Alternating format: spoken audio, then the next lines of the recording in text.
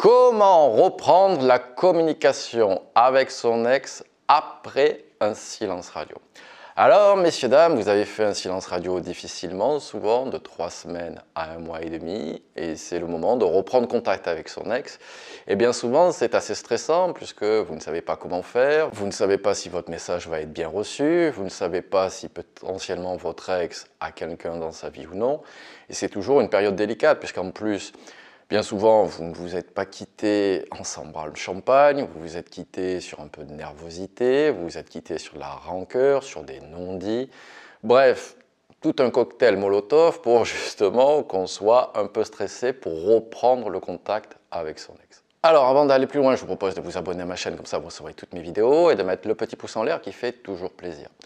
Première chose que j'aimerais vous dire, c'est que ce silence radio, j'espère que vous l'avez compris, il n'est pas pour vous punir, il n'est pas pour bouder, il n'est pas là pour attendre, il est là pour vous reconstruire, pour vous bouger, pour faire retomber les tensions avec votre ex, pour retrouver son contrôle émotionnel, pour enfin se poser les bonnes questions vis-à-vis de la relation amoureuse et vis-à-vis de son ex.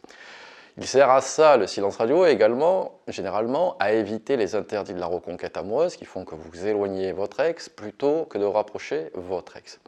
Également, dans 50% des cas, vous avez du mal à le croire, mais c'est votre ex qui va briser votre silence radio.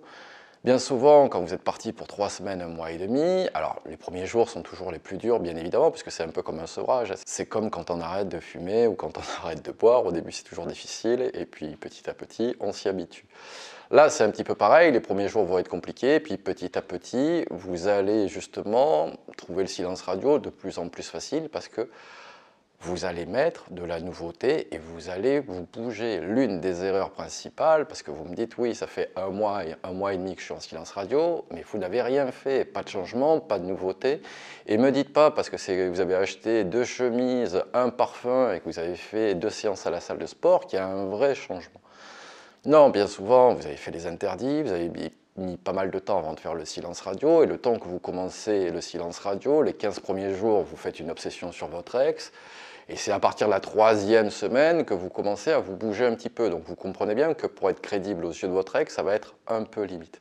Donc j'insiste, ce silence radio, il est vraiment pour vous bouger et non pas pour attendre. Parce que lorsque vous allez revenir vers votre ex, s'il n'y a pas un effet waouh, s'il n'y a pas au moins un changement, au moins dans la communication, au moins dans la dynamique et la posture, votre ex va repartir, votre ex va refuser la communication.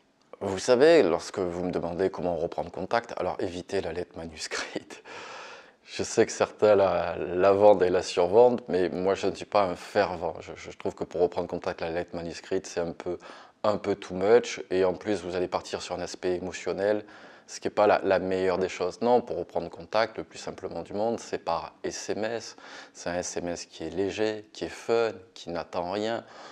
Peu importe, il n'y a pas de bons et les mauvais SMS, si, c'est si vous parlez de la rupture, de vos sentiments, que vous êtes en demande, que vous êtes en attente, que vous l'aimez, etc. Ça, ce sont de mauvais SMS.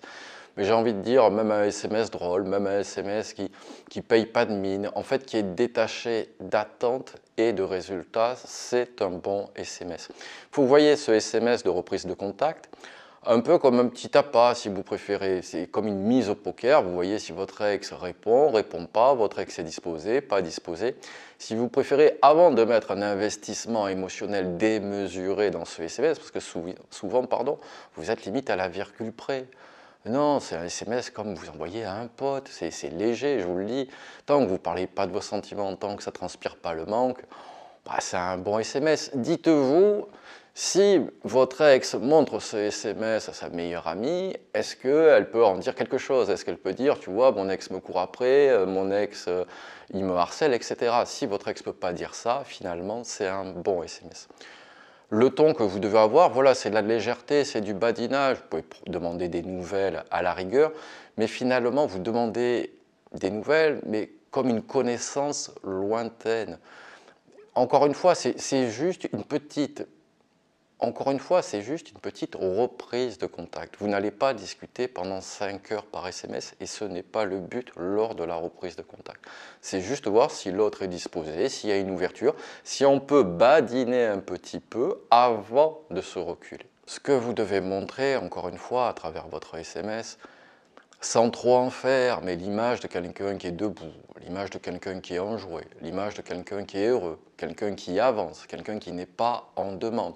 Encore une fois, le bon SMS, c'est celui que votre ex pourrait montrer à sa meilleure amie et sa meilleure amie dirait ben, il n'y a rien, il te demande juste des nouvelles, juste si ça va, il te passe un petit coucou, c'est sympa.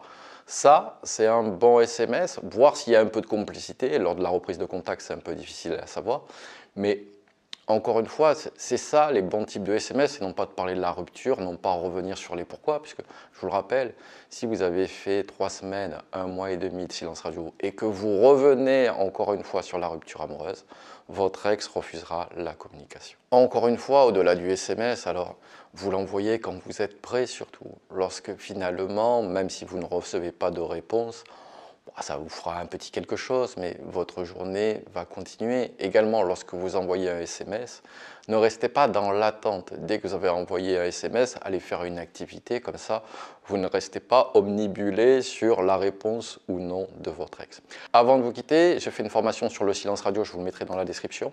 En tout cas, si vous avez aimé cette vidéo, n'hésitez pas à mettre un petit pouce en l'air qui fait toujours plaisir. Abonnez-vous à ma chaîne pour recevoir toutes mes vidéos. Et je vous dis à très bientôt avec James D.